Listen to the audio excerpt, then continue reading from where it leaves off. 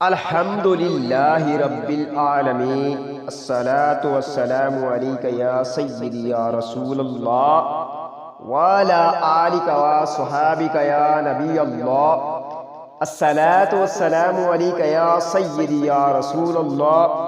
وعلی آلک وصحابک یا نور اللہ۔ فرمان مصطفیٰ صلی اللہ علیہ وآلہ وسلم ہے کہ علم حاصل کرو ماں کی گود سے لے کر قبر کی لہ تک۔ دینی علم سے وابستہ آپ کو اسی متعلقہ بکس اور سلیبس سٹارٹ کرنے جا رہے ہیں، جس کا نام ہے نماز کے احکام، تاکہ آپ کو کوئی بھی سوال نماز کے بارے میں نہ رہے،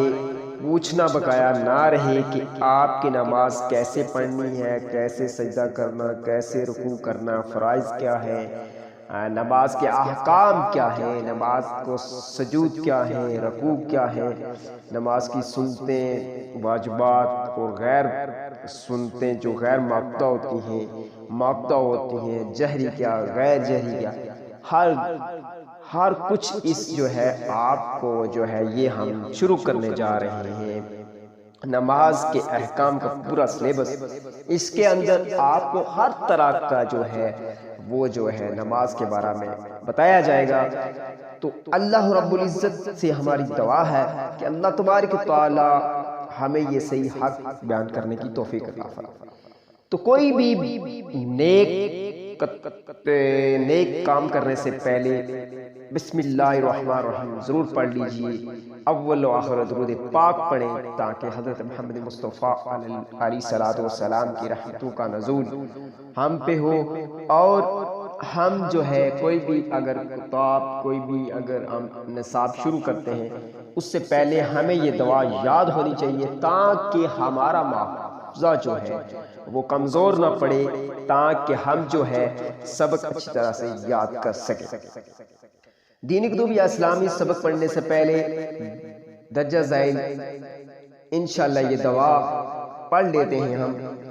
بسم اللہ الرحمن الرحیم،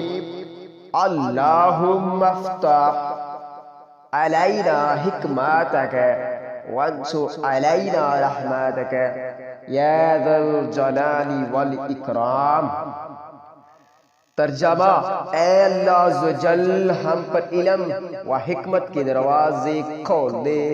اور ہم پر اپنی رحمت نازل فرما، اے عظمت و بزرگی والے۔ فرمان مصطفیٰ صلی اللہ علیہ وسلم ہے، سب سے زیادہ حسرت قیامت کے دن اس کو ہوگی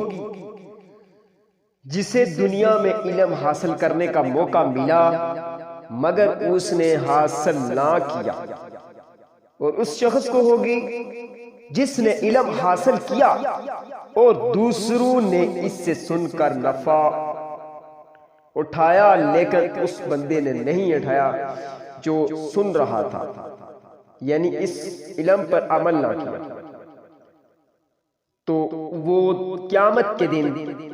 حسرت میں رہے گا، یعنی اپنی خواہشات جو ہے وہ ظاہر کرے گا اور کہے گا کاش کہ ہم نے جو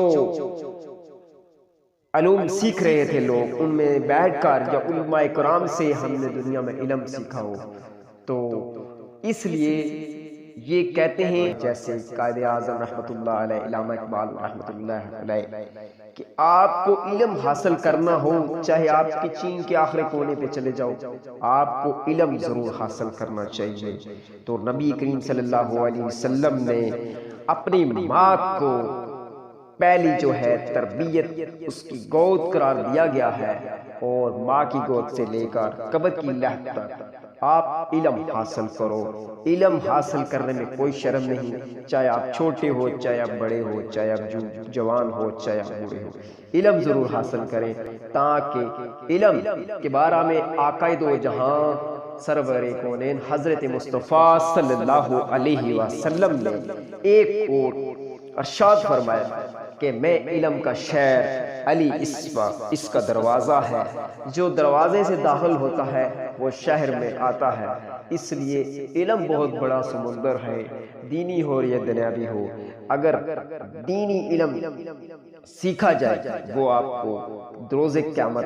روز حشر میں بھی کام آئے گا۔ اللہ تبارک و تعالیٰ سے دعا ہے اللہ تبارک و تعالیٰ ہمیں دینی علوم سیکھنے، نماز کے احکام سیکھنے، اس پر عمل پیرا ہونے اور اس کو دوسروں تک پہنچانے کی توفیق عطا فرمائے۔ ہمارے اس اسلامک